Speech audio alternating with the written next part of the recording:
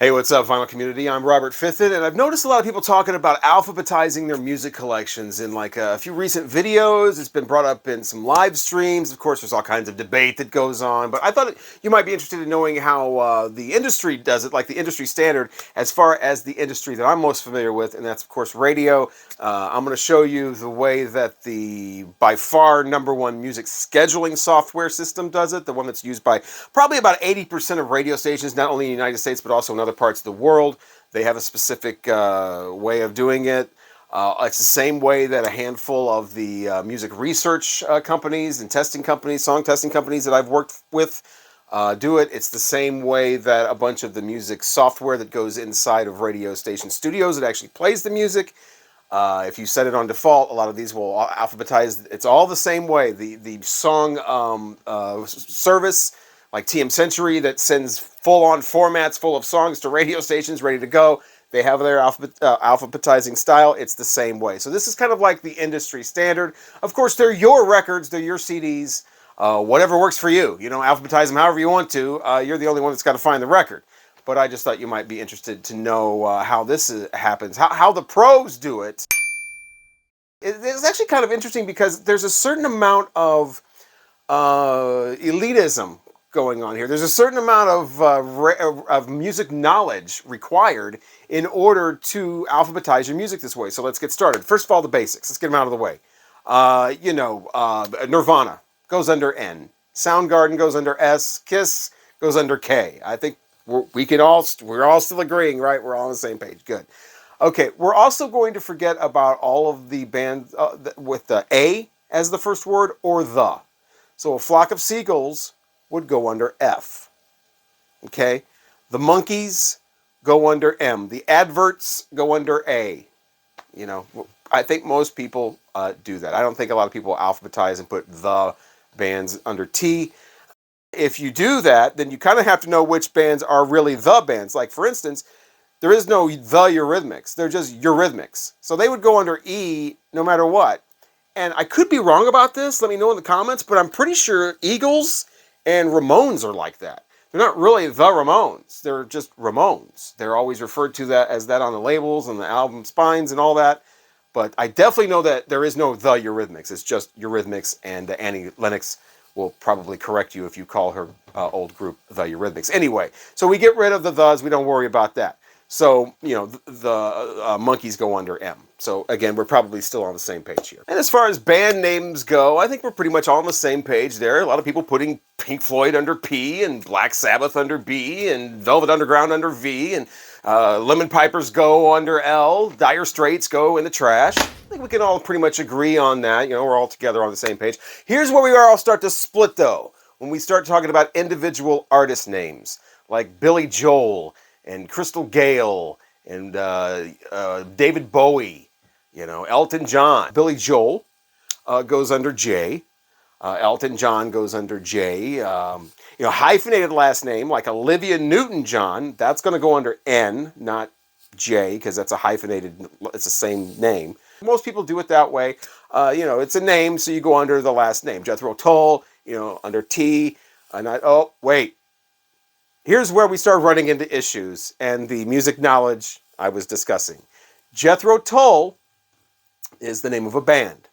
So it goes under J, not T. But how would you know that? You're not born with that knowledge. You have to pick that knowledge up somewhere along the way to know that there's nobody in that band named Jethro Tull. Jethro Tull, it doesn't matter if that's a real person from history or a fake made-up name or whatever.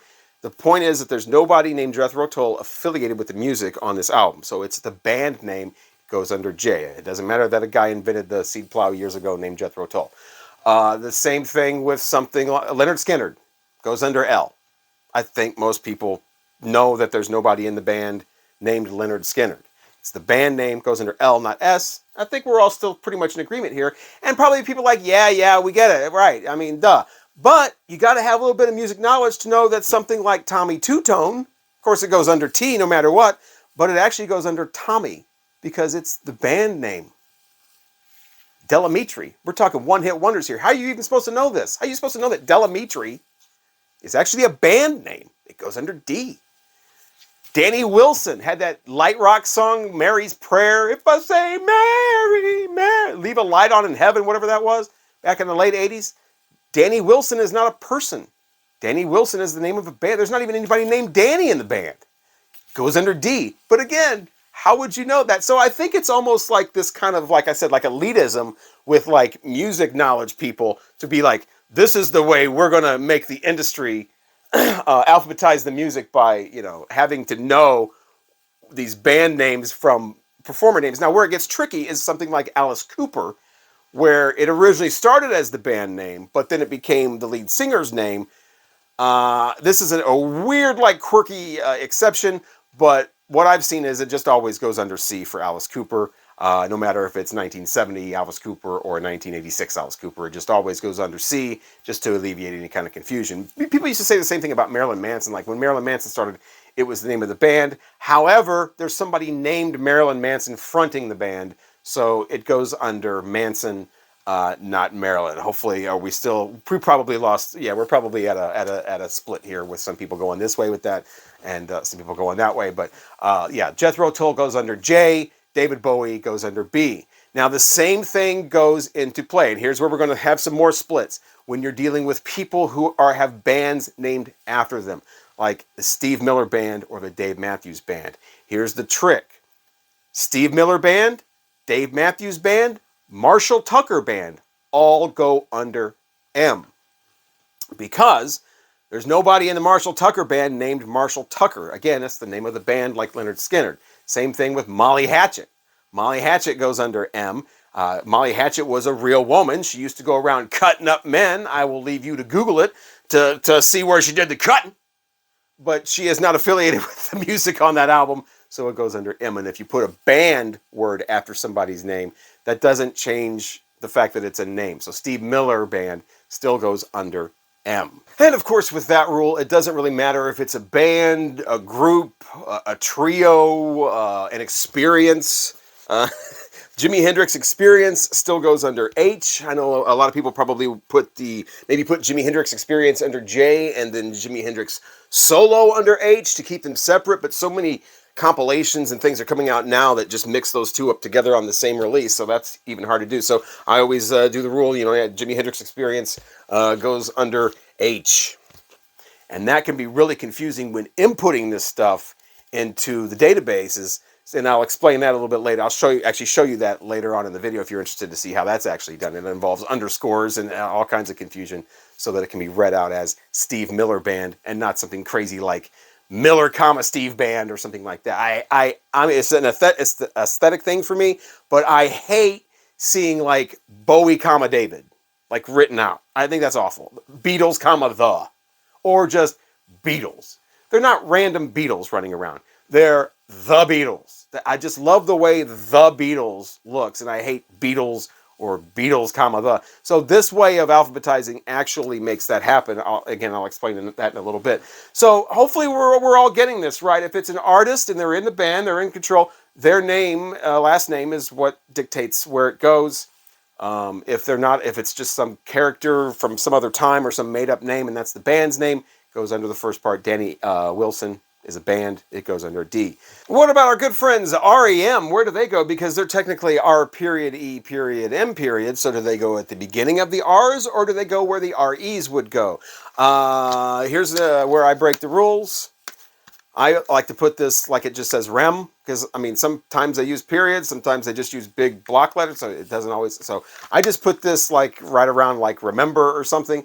And but no, in the industry standard is to place something like REM with periods after it at the beginning of the R's. Again, pretty basic stuff. When it gets into numbers, it gets real tricky as well. What do you do with bands like 2 Unlimited or 38 Special? A lot of them, even 38 Special actually begins with a period for the 38 count bullet. But yeah, 38 Special. If you put this under a 3. Which usually either makes it come up at the very beginning of the list or the end. This is where I break the rules. So you can break whatever rules you want. I put this under TH, even though they say, well, they always refer to themselves as 38 with numerals. So you should put them under 3, you know, like at the beginning or the end. And I say, oh, really? Do they? And so I hate the number. Do me a favor, if you're going to start a band, don't name it a number, or be like, you know, Black 47 or Heaven 17 or Blink 182. Put the number at the end. Don't name your band something with a number at the beginning. Yeah, that doesn't work. That just confuses people. So yeah, that's pretty much the basics. I don't think I've left anything out as far as what the main thing was, like the Steve Miller Band and people putting that under S. Again, do your music however you want to, but please stop putting the Steve Miller Band under S. And I don't know if you put the Beatles or something under that's really just strange. Where do you put this? Here's where it gets real tricky. Where do you put this? Yeah, this one's an anomaly. Do you put this under with the Kiss records? Or maybe you have other Ace Frehley solo albums with Frehley's Comet or something, and you put it with them. That's entirely up to you. Radio puts this with Kiss and makes a note that it's from an Ace Frehley solo album, because this is really all that Radio would play. I mean, they're not, you know, so it's like we wouldn't want to play. It's about artist separation. You wouldn't want to play this and then 5 songs later play Rock and Roll All Night. So it treats it like a Kiss song, which, by the way, I actually went through the 4 solo albums and came up with my own list of all my favorite. I put all my favorite songs from all 4 solo albums together and made like the perfect album. I know a lot of people do that, so I just really wanted to share with you my track listing for that. Here it is. Yeah, that's my track listing for all the best tracks off all 4 solo albums. I created that list, and I think it's pretty good. But yeah, I've just put that with the Kiss records because it came out in the time of the Kiss records. It actually has the Kiss logo on it. Is this a Kiss album called Ace Frehley? Is this an Ace Frehley album called Kiss? We could go round and round and round. It's all up to you. Same thing with Big Brother and the Holding Company. Cheap Thrills, where do you put that? Do you put that with the Janis Joplin albums, or do you put it with the Big Brother albums? Now, in the end, you know, work, we always put it with the Janis Joplin, because I don't think any radio stations are going to worry about playing too much Big Brother and the Holding Company that does not feature Janis Joplin. So this is basically a Janis Joplin record, goes with all the other ones. But you're not a radio station. You're a human being, goddammit. You probably have a Big Brother and the Holding Company album that doesn't have Janis Joplin on it. So you wouldn't put this, you know, you wouldn't put that with the Janis Joplin albums. She's not on there.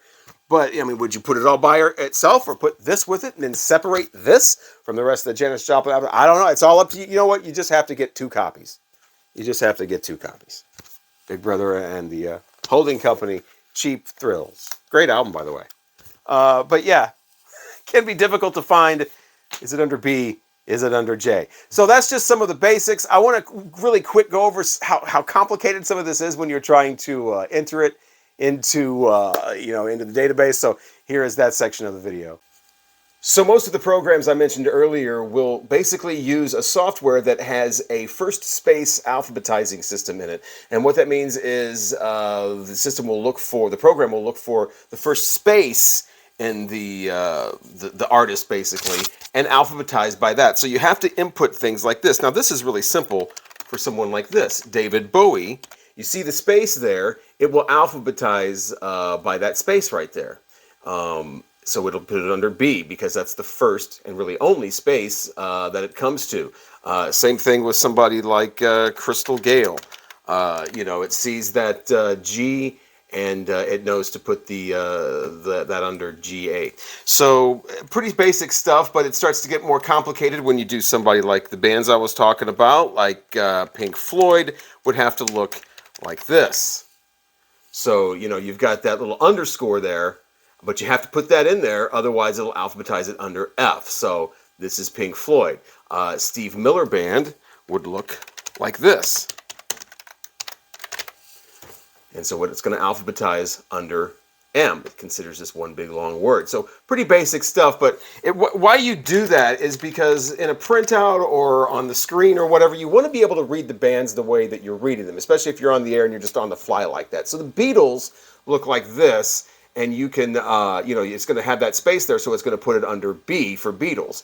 Other simplified ways to do this is just to type in Beatles. I just hate the way that looks. I talked about that earlier. Or Beatles, I just think that looks ridiculous. It really looks bad when you start getting into things like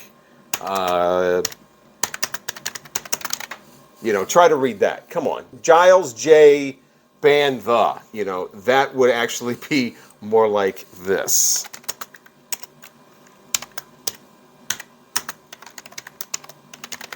That's how you would do that. Of course, the first space, G, and that's where it will alphabetize it. And the reason, again, so you can read it like that, and it looks good. And you can even have a feature on here where you turn off the visibility of the underscores so you don't even see them. This was always one of my favorites. I taught at a broadcasting school, and some people weren't familiar with a lot of the music, and they would call this guy Sweet Matthew, when of course his name is Matthew Sweet, and put that real simple, just like that. And once again, if you do the band, you know, Jimi Hendrix Experience, it would look like that with the underscore there to make Hendrix Experience one word, so it alphabetizes under H. So Captain and